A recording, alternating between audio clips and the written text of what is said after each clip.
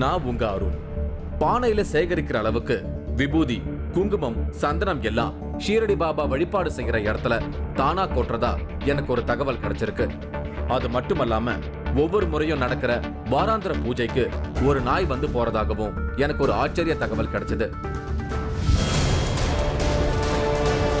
பானை பானையாக தானாக கொட்டும் விபூதி, குங்குமம், சந்தனம். குருவினுடைய அருள் எனக்கு வந்து இருந்ததன் காரணமாக பாபாவுடைய ஆசீர்வாதம் எனக்கு கிடைச்சது. ஷீரடி பாபா வழிபாட்டில் நடக்கும் அமானுஷ்யம். நான் இன்னைக்கு மதுரையில டிராவல் பண்ணிக்கிட்டு இருக்கேன். இங்க இருக்கிற ராமகிருஷ்ணன் அப்படிங்கிற ஒரு வீட்டுல ஷீரடி சாய்பாபா போட்டோவில் இருந்து விபூதி மற்றும் சந்தனம் எல்லாம் தானாகவே வருதுன்னு எனக்கு சொல்லி இருந்தாங்க. வீடு இருக்கிற பகுதிக்கு நான் வந்தேன். மாடி ஏறி முதல் தளத்துக்கு வந்தேன். அங்க இருந்த பஸ்ஸரை அழுத்திட்டு நான் காத்திருந்தேன்.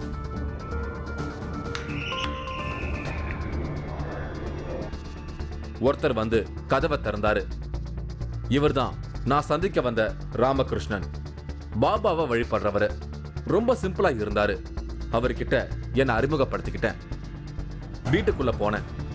விபூதி வரதா சொன்ன போட்டோ இருக்கிற இடத்துக்கு நேரா என்ன அழைச்சிட்டு போனாரு. ஷீரடி பாபா போட்டோக்கள் பெரிய சைஸ்ல இருந்தது. போட்டோக்கள் மேல விபூதி மற்றும் சந்தனம் பாபாவோட உருவத்தை மறைக்கிற அளவுக்கு இருந்தது.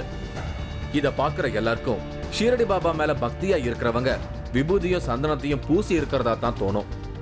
ஆனா அது உண்மை இல்ல. இது எல்லாமே பாபாவோட போட்டோவுல இருந்து தானாகவே வெளியே வருதுன்னு ஒரு அதிரடியான தகவலை சொல்றாரு ராமகிருஷ்ணன். முதல்ல பாபாவோட கால்ல இருந்து விபூதி வர தொடங்கி இருக்கு. அடுத்து சந்தனம் மாதிரியான பொருள் வர ஆரம்பிச்சிருக்கு. பாபா பக்தர்கள் விபூதிய உதின்னு குறிப்பிடுவாங்க. அப்படித்தான் இங்கேயும் இத உதின்னு இவர் சொல்றாரு. அது மட்டுமல்லாம ஷீரடி பாபாவை தாத்தான்னு உறவு முறையோட குறிப்பிடுறாரு ராமகிருஷ்ணன். ரொம்ப கொஞ்ச அளவுல தாத்தாவுடைய பாபாவுடைய கால் பகுதியிலிருந்து வந்தது. கால் பகுதியிலிருந்து வந்தது. பாதத்துல இருந்து கொஞ்சம் வந்தது. நாங்கள் அதை பெருசாக எடுத்துக்கல. அப்புறம் கொஞ்ச நேரம் கழிச்சு பார்க்க 1 hour 2 hour கழிச்சு பார்க்கும்போது நிறைய ஆகிட்டு எல்லாம் முளைக்கால் பகுதியிலிருந்து எல்லாம் வர ஆரம்பிச்சது. அப்போ வரும்போது முடி மட்டும் வந்தது. அதுக்கப்புறம் ஒரு 2 மணி நேரம் கழிச்சு வரும்போது மஞ்சள் வந்தது. அதுக்கப்புறம் நைட்டு 9 மணி போல திரவிய புலி வந்தது. ராமகிருஷ்ணன் சொன்ன தகவல்கள் எனக்கு மிரட்சியா இருந்தது. இப்படியெல்லாம் அதிசயங்கள் நடக்குமா அப்படிங்கிற கேள்வி எனக்குள்ள வந்தது. ஆரம்பத்துல ராமகிருஷ்ணனுக்கும் இதே கேள்வி வந்திருக்கு. முதல்ல பாபாவோட பாதத்துல விபூதியை பார்த்த உடனே அதை நம்ப முடியாம தவிச்சிருக்காரு. விபூதி வந்த மாதிரியே சந்தனம், குங்குமம் எல்லாம் வர ஆரம்பிச்சிருக்கு. என்னுடைய வீட்டில் வச்சிருக்க படத்தில் லேசாக கால் பகுதியில் வந்து பாதத்துக்கு பக்கத்தில் வந்து ஒரு உதி உடைய கட்டி இருக்கிற சின்ன கட்டி இருக்கிற மாதிரி பார்த்தேன். பார்த்த உடனே எனக்கு வந்து அந்த ஞாபகம் இல்லை. பாபா உடனே நமக்கு உதி தர்றாருன்ற கான்செப்டுக்கு வரல. யாராவது ஊதி எடுத்து இங்கே போட்டிங்களா இதுதான் கேட்டேன். நான் வீட்டில் கேட்டேன்னா இல்லையே, நான் அந்த மாதிரி போடலைன்னு சொல்லி ரிப்ளை வந்தது. அதுக்கப்புறம் கொஞ்சம் கழித்து பார்க்கும்போது கணுக்கால் பகுதியிலேருந்து அதே மாதிரியான ஒரு விபூதி வந்த தடம் இருந்ததுனால எனக்கு வந்து கொஞ்சம் ஆச்சரியம், கொஞ்சம் பயம், ரெண்டுமே சேர்ந்து தான் இருந்தது. ஷீரடி பாபா படத்துல இருந்து விபூதி மாதிரியான பூஜை பொருட்கள் வெளிவர ஆரம்பிச்சதும் இந்த பகுதியில இத பத்தி பரபரப்பா பேசப்பட்டிருக்கு. நிறைய பேரு அதை பார்க்க வந்திருக்காங்க. 2014ஆம் வருஷம் புட்டபர்த்தி சாய்பாபாவோட பிறந்தநாள் அன்னைக்கு இந்த விபூதி பிரசாதம் முதல்ல வெளிவந்துச்சான். அதாவது நவம்பர் 23ஆம் தேதி முதல்ல விபூதி வெளியே வர ஆரம்பிச்சிருக்கு. விபூதி வந்தத ஒரு அதிசய நிகழ்வா ராமகிருஷ்ணன் குறிப்பிடுறாரு. இவங்க விஜயலட்சுமி, மதுரையில இருக்காங்க. ராமகிருஷ்ணனோட பாபா வழிபாட்டு பூஜையில ரெகுலரா கலந்துக்கிறாங்க. இந்த விஜயலட்சுமியும் முதல்ல விபூதி வெளியே வந்ததை பார்த்திருக்காங்க. ராமகிருஷ்ணனும் அவரோட மனைவி மற்றும் விஜயலட்சுமி வெளியே போயிட்டு வீட்டுக்குள்ள வரும்போதுதான் விபூதி வெளியே வந்ததா இவங்க சொல்றாங்க. 3 பேருமே நாங்கள் போயிருக்கோம். வீட்டுக்குள்ளே வந்து நானும் சித்ரா சாமி 3 பேருமே ஒன்றா தான் நுழைஞ்சிட்டு நான் உஷுன்னு கீழே தான் உட்கார்றேன். சித்ரா அப்படி போகுது, சாமி இப்படி உள்ளே போகிறாரு. திருப்பி இப்படி வந்து பார்க்குறவங்க அப்போ தான் விபூதி முத வேர்த்து விழுந்துருக்கு.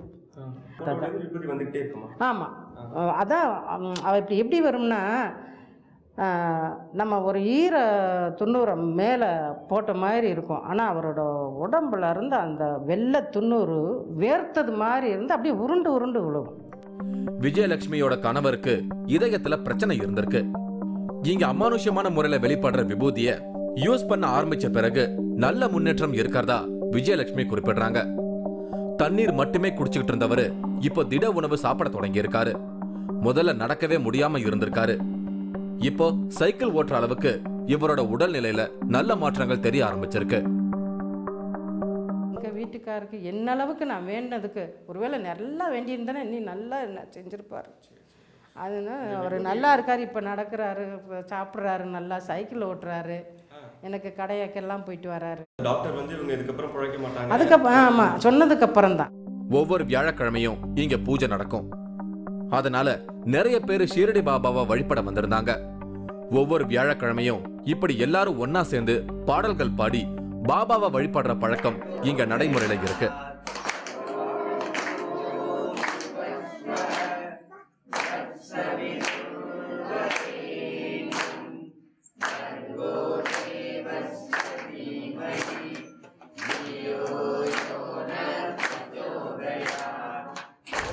பாபாவோட படத்துக்கு முன்னாடி எல்லாரும் பக்தியோட உட்கார்ந்து பாடல்களை பாடுறாங்க, வழிபாடு செய்யறாங்க.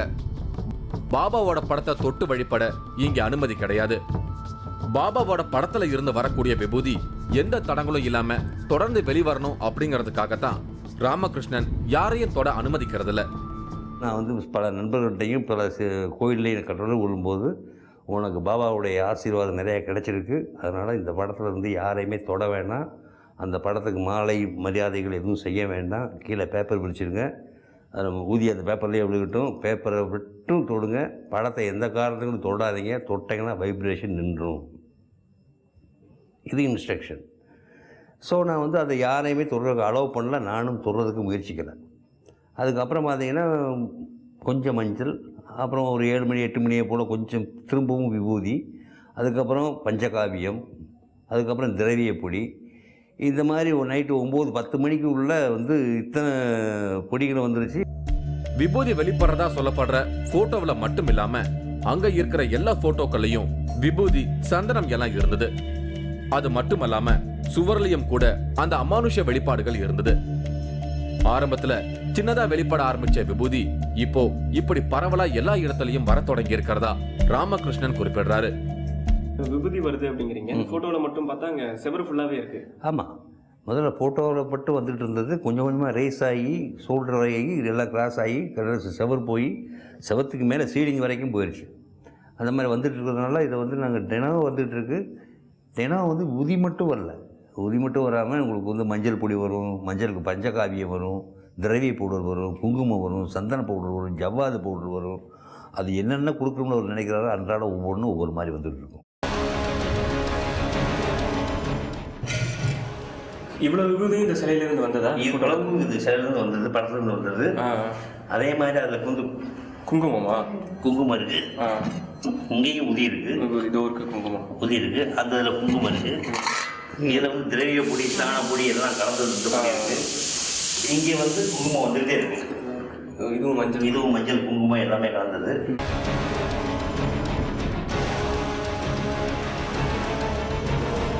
ஆச்சி மசாலா வழங்கும் 3வது cut powered by Twin Birds legging இடைவேளைக்கு பின் தொடரும்.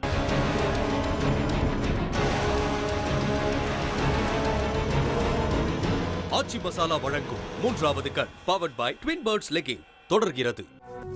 நான் இன்னைக்கு மதுரையில இருக்கேன். இங்க ஷீரடி சாய்பாபாவுக்கு வழிபாடு நடத்துற ஒரு வீட்டுல பானையில சேகரிக்கிற அளவுக்கு விபூதி, குங்குமம், சந்தனம் எல்லாம் தானா கொட்டுற ஒரு அதிசயம் நடக்கிறதா நான் கேள்விப்பட்டேன். அதையெல்லாம் பார்க்கத்தான் இன்னைக்கு நான் இங்க வந்திருக்கேன். விபூதிக்கும் ஷீரடி சாய்பாபாவுக்கும் ஒரு நெருங்கிய தொடர்பு இருக்கிறதா சொல்லப்படுது. பாபா வழிபாட்டுல இருக்கிறவங்க விபூதிய உதின்னு தான் பெயரிட்டு அழைக்கிறாங்க.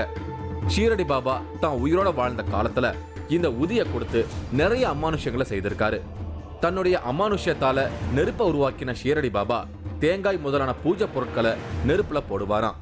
தன்னை தேடி வரவங்களோட பிரச்சனைகள் தீரணும்னா அந்த நெருப்புல இருந்து வெளிவரக்கூடிய சாம்பலை ஒரு பிடி எடுத்து கொடுத்து அனுப்புவாராம். பாபாவால உருவாக்கப்பட்ட நெருப்பு நூற்றாண்டு கடந்தும் இன்னைக்கும் அணையாது ஷீரடியில பாதுகாக்கப்பட்டு வருது. அப்படி தரப்படுற சாம்பலைத்தான் உதின்னு குறிப்பிடுறாங்க. நோய் முதலான எல்லா பிரச்சனைகளையும் அந்த உதி தீர்த்து வைத்ததா சொல்லப்படுது. ஷீரடி பாபா இன்னைக்கு உயிரோட இல்லைனாலும் அவரோட வைப்ரேஷன் இருக்கக்கூடிய இடங்கள்ல உதி, அதாவது விபூதிய இப்படி அமானுஷ்யமான முறையில வெளிக்கொண்டு வருவாருன்னு ஒரு நம்பிக்கை இருக்கு. ராமகிருஷ்ணன் ஷீரடி பாபாவோட வழிபாட்டுல இருக்கிறவரு. தன்னோட வீட்டுல இருக்கிற போட்டோவில இருந்து வரக்கூடிய விபூதிக்கு நோய் தீர்க்கும் சக்தி இருக்கிறதா ராமகிருஷ்ணன் நம்பிக்கையா குறிப்பிடுறாரு. அதாவது இங்க இருக்கிற இந்த விபூதியை வந்து எல்லாருமே மருந்தா பயன்படுத்துறாங்க.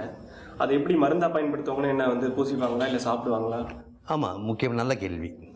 மருந்தாக பயன்படுத்துவாங்க அப்படின்னு சொன்னால், நம்ம மூக்கு பொடி போடுவாங்களே, ஸ்னஃப் போடுவாங்க இல்லையா, அந்த அளவுக்கு கைப்பிடி சிட்டிகை அதை எடுத்து தண்ணியில் போடும்போது, பாபா இது வந்து ஊதி கிடையாது பாபா, இது நீங்கள் கொடுத்த மருந்து. நிச்சயமாக என்னுடைய குணம், உதாரணத்துக்கு எனக்கு காய்ச்சல், என்னுடைய காய்ச்சல் என்னத்துக்கு நான் வைத்தியம் பண்ண தீரலை, ஆனால் இந்த உதி தான் எனக்கு மருந்து, நம்பிக்கையோடு நான் சாப்பிட்றேன், எனக்கு தீர்த்து கொடுக்குறாத்தா, உங்கள் கையில் தான் இருக்குது, நான் என்ன உங்கள்கிட்ட ஒப்படைச்சிட்டேன், எனக்கு நீங்கள் தீர்த்து கொடுங்க அப்படின்னு சொல்லிட்டு போட்டுட்டு அவர் நினச்சி அப்படியே குடிச்சிட்டு வர்றீங்க, சத்தியமாக காலையில் குணமாயிருவார். சேஷாத்ரி சுவாமிகள் திருவண்ணாமலையில ஜீவசமாதி ஆயிருக்காரு.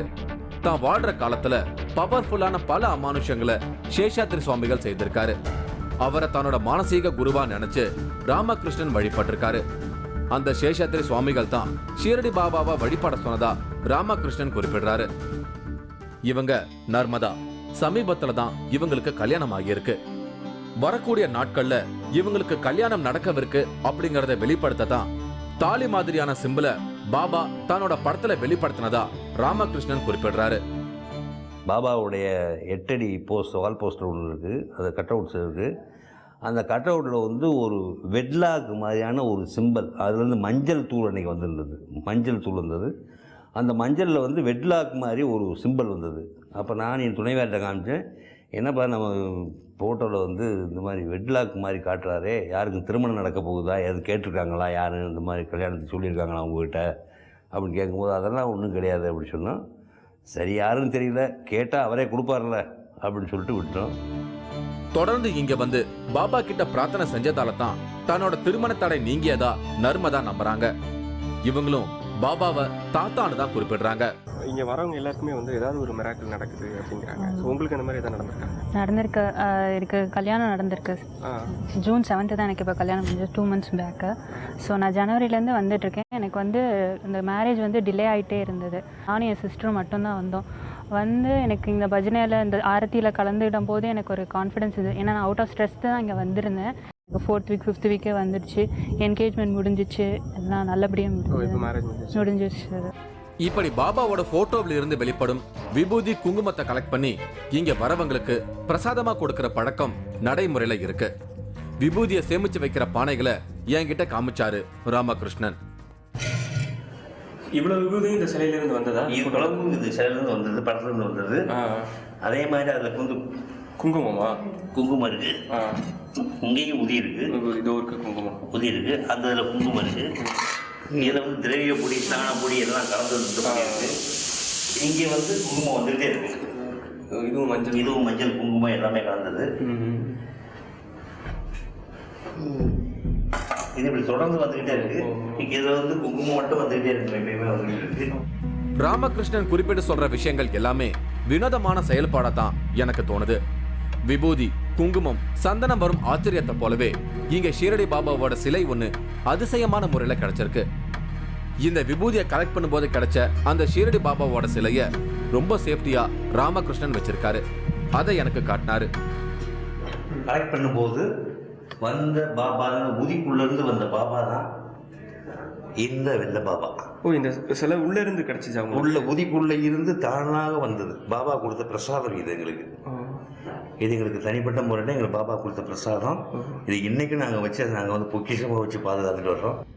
அமானுஷ்யமான முறையில பாபா சிலை கிடைச்சது மாதிரியே இன்னும் சில பொருட்களும் விபூதியில் இருந்து கிடைச்சதா ராமகிருஷ்ணன் குறிப்பிடுறாரு.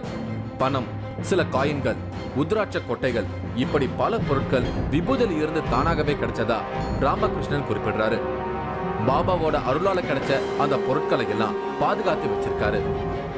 இது தவிர அந்த ஊதியெல்லாம் எடுக்கும்போது உங்களுக்கு ஊதிக்குள்ள இருந்து பாபாவுடைய 9 நாணயங்கள் அப்படின்னு சொல்லுவாங்க. இந்த உள்ள இருந்து வந்து 2 ருத்ராட்சம் வந்து ருத்ராட்சம் வர கிடைச்சு. ருத்ராட்சம் வந்துருக்கு, 2 ருத்ராட்சம் வந்திருக்கு. இவரு பாலமுருகன் மதுரையில இருக்காரு. இவருடைய மகனுக்கு கிட்னில ப்ராப்ளம் இருந்திருக்கு. இங்க வந்து பாபாவை வேண்டிக்கிட்டதால கிட்னி ப்ராப்ளம் சரியாகி இருக்கிறதா பாலமுருகன் சொல்றாரு. இங்க வந்து உங்களுக்கு ஏதாவது பிரச்சனை கியூர் ஆயிருக்கா? என்னோட பையனுக்கு வந்து கிட்னியில் பிரச்சனை இருக்குது சார். அது சரியாயிருக்கு சார். அவருக்கு ஆரம்பத்தில் வந்து பிளாடர் வீங்கி யூரின் போகாமல் பிரச்சனை இருந்துச்சு சார். எல்லா ஹாஸ்பிட்டல்லையும் காட்டினோம். அவர் டயாலிசிஸ் அளவுக்கு கொண்டு வந்துட்டாங்க. ரிப்போர்ட் வந்து அந்தளவு ரொம்ப கிரிட்டிக்கலாக இருந்துச்சு சார். இங்கே வந்து ப்ரே பண்ணிக்கிட்டோம். ப்ரே பண்ணி பாபா விபூதியும் அவருக்கு டெய்லி வயிற்றில் பூசி விடுவோம். பூசி விட்டு ப்ரே பண்ணவும் ரிசல்ட்டு அருமையான ரிசல்ட் அமைஞ்சு சார். இப்போ அவருக்கு அடுத்து இப்போ ரீசெண்டாக எடுத்ததில் கூட கிட்னியில் இந்த பிரச்சனை இல்லை, ரெண்டுமே நார்மலாக இருக்குது அப்படின்னு ரிசல்ட் வந்திருக்கு சார்.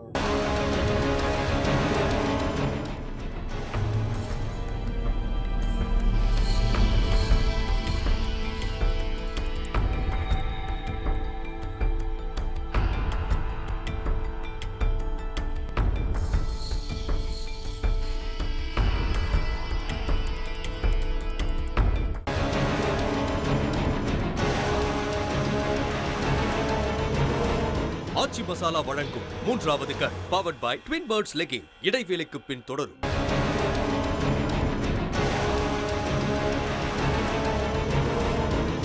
ஆச்சி மசாலா வழங்கும் 3வது கண் powered by Twin Birds legging தொடர்கிறது. நான் இன்னைக்கு மதுரையில இருக்கேன். இங்க ஷீரடி சாய்பாபாவுக்கு வழிபாடு நடத்துற ஒரு வீட்டுல பானையில சேகரிக்கிற அளவுக்கு தானா விபூதி, குங்குமம், சந்தனம் எல்லாம் கொட்டுறதா இங்க சொல்றாங்க. அது மட்டுமல்லாம இந்த வாராந்திர பூஜைக்கு தவறாம ஒரு நாய் வந்து போறதா சொல்லி இருந்தாங்க. அதை பார்க்கத்தான் இப்ப நான் வெயிட் பண்ணிக்கிட்டு இருக்கேன். ஷீரடி பாபாவுக்கு நாய்னா ரொம்ப பிடிக்கும்னு நான் கேள்விப்பட்டிருக்கேன். பாபா வாழ்ந்த காலத்துல கூட ஒரு நாய் அவரோடவே இருந்ததா சொல்றாங்க. பாபா பத்தின ஓவியங்களையும் பாபா பக்கத்துல நாய் இருக்கிறத நான் பார்த்திருக்கேன். ஒவ்வொரு வியாழக்கிழமையும் ராமகிருஷ்ணன் வீட்டுல நடக்கிற விசேஷ பூஜையில ஒரு நாய் வந்து கலந்துக்கும்னு எனக்கு சொல்லியிருந்தாங்க. அதனால ஒவ்வொரு வாரமும் பூஜை நடக்கிற சமயங்கள்ல பக்தர்கள் எல்லாம் அந்த நாயோட வருகைய ரொம்ப ஆவலோட எதிர்பார்க்க தொடங்குறாங்க. பாபாவே இப்படி வேற ஒரு ரூபத்துல இந்த பூஜைக்கு வந்து போறதா எல்லாரும் பரவசப்படுறாங்க. ஒவ்வொரு வியாழக்கிழமை அன்னைக்கு உங்களுக்கு வந்து பாபாவை பார்த்த திருப்தி கிடைக்கும், எல்லாருக்கும் அந்த பாக்கியம் கிடைக்கும் அப்படின்னீங்க. அப்படின்னா நடக்கும்? ஆமாம், பாபாவுடைய அனுகிரகம் ஆசீர்வாதம் கிடைக்குதுன்னா பாபாவுக்கு ரொம்ப ரொம்ப பெட்டாக இருக்கிறது வந்து பைரவர்னு நம்ம நாயின்னு சொல்லுவோம், டாக்னு சொல்லுவாங்க. அவர் வந்து பாபா பக்கத்தில் எப்போதுமே ஒரு வெள்ளை நாய் இருந்துக்கிட்டே இருக்கும். அதனால் பாபா இருக்கார் அப்படின்னு சொன்னால், பாபா ஒரு பைரவரை பார்த்தோம் அப்படின்னு சொன்னால் எனக்கு வந்து பாபாவை பார்க்குற ஒரு திருப்தி இருக்கும். என்னுடைய கோயிலில், என்னுடைய வீட்டில் இந்த பூஜை நடக்கும்போது கரெக்டாக பூஜை முடிந்து எல்லாம் பிரசாதம் விநியோகம் பண்ணுற சமயத்தை கரெக்டாக அந்த வெள்ளை பைரவர் வருவார். அழகாக அவரை பார்த்துட்டே கொஞ்ச நேரம் படுத்திருப்பாங்க. நாங்கள் அவர் கொடுக்க வேண்டியது ஸ்வீட்டெல்லாம் கொடுப்போம். மற்ற எந்த இதுவும் சாப்பிட மாட்டாங்க, ஸ்வீட் மட்டும் சாப்பிடுவாங்க. சாப்பிட்டு ஒரு அரை மணி நேரம் 3/4 மணி நேரம் இருந்துட்டு எல்லா பேரும் புறப்படுற சமயத்தில் அவங்களும் புறப்பட்டு போயிடுவாங்க. மற்ற நாளில் வரமாட்டாங்க. வியாழக்கிழமை கரெக்டாக 9 மணிக்கு வந்துடுவாங்க. இது என்னுடைய சிறப்பு. அவர் தான் பாபாவை நீங்கள் நினைக்கிறீங்க? நாங்கள் நினைக்கிறோம். பாபா வந்திருக்கும்போது அவர் பக்கத்தில் இருக்கிறதுனால அவர் வந்தாச்சு அப்படின்னு சொன்னால் பாபாவே நேரம் நம்ம வீட்டுக்கு வந்திருக்கிறாரு அப்படின்ற மாதிரி எல்லா பேருமே, இங்கே இருக்கவங்க எல்லா பேருமே உணர்வாங்க. இன்னைக்கும் அப்படித்தான் பாபாவுக்கு பூஜைகள் ஆரம்பமாச்சு. பலவிதமான படையல்கள் வச்சிருந்தாங்க.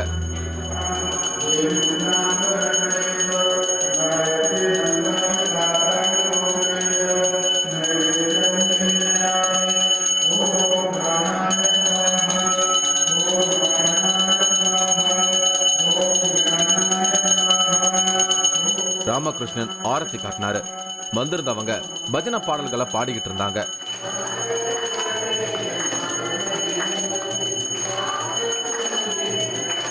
இங்க வந்திருந்த பக்தர்களும் பாபாவுக்கு ஆரத்தி காட்டினாங்க.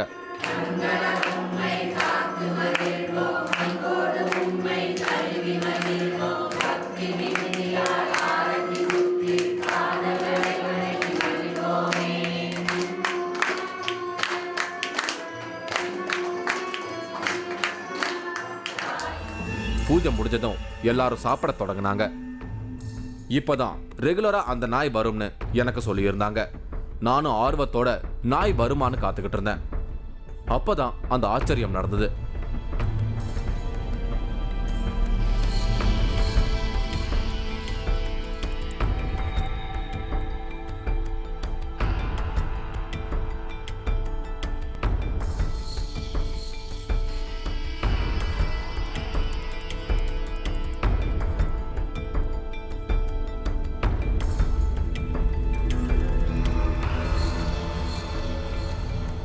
எல்லாரும் எதிர்பார்த்த மாதிரியே ஒரு நாய் அங்க ஓடி வந்தது.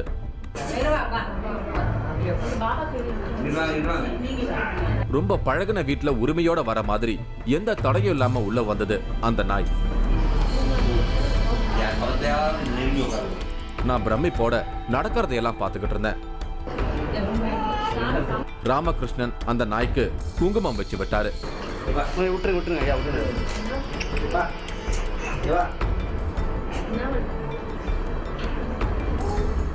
அப்புறம் அந்த நாய்க்கு சாப்பிட பிஸ்கட்டையும் கொடுத்தாரு. பூர்வ ஜென்ம தொடர்புகள் இருப்பதால தான் அந்த நாய் பூஜைக்கு வரதா இங்க சிலர் இதுக்கு விளக்கம் சொல்லிக்கிட்டு இருந்தாங்க. இந்த வாராந்திர வழிபாட்டுக்கு வந்து பிரார்த்தனை செஞ்சா நம்மோட பிரச்சனை தீரும் அப்படிங்கிற எதிர்பார்ப்போட இங்க நிறைய பேர் வராங்க. அது மட்டும் இல்லாம இந்த வழிபாட்டுக்கு தவறாம வந்து போற இந்த நாயை பார்க்கவும் பலர் இந்த பூஜைக்கு வராங்க.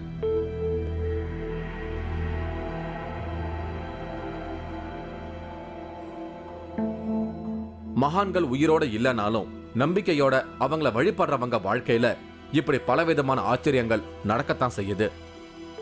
ஒவ்வொருத்தரும் பாபாவை நினைச்சு சாதாரணமா வழிபட ஆரம்பிச்சாலே எல்லாருக்குமே இந்த மாதிரியான வினோதமான அனுபவங்கள் கிடைக்கும்னு சொல்றாரு ராமகிருஷ்ணன். நான் புறப்படும் நேரம் வந்தது. நானும் இங்க இருக்கிற பாபாவை வழிபட்டுட்டு அங்கிருந்து புறப்பட்டேன். இன்னைக்கு எனக்கு ஒரு வித்தியாசமான அனுபவம் கிடைச்சிருக்கு. மீண்டும் ஒரு அமானுஷ்யமான நிகழ்வோட நான் உங்களை சந்திக்கிறேன். அதுவரை உங்களிடமிருந்து விடை பெறுகிறேன். போனில் பேர் சொன்னாலே நடக்க போவதை துல்லியமாக கணிக்கும் மனிதர். உங்களுக்கு வீட்டுக்காரி வர்றது எண்ணில் பேர் வரும், அதுதான் உங்களுக்கு மனைவியா வரும். கனவில் கிடைத்த அமானுஷ்ய சக்தி. நீங்களும் இந்த திகில் பயணத்தில் கலந்து கொள்ள ஒரு வாய்ப்பு. மூன்றாவது கண் டிவி ஷோ என்ற ஃபேஸ்புக் பக்கத்தில் எங்களோடு இணைந்திடுங்கள். உங்களது அமானுஷ்ய அனுபவங்களை பதிவு செய்து இந்த நிகழ்ச்சியில் பங்கு பெறும் வாய்ப்பை பெறுங்கள்.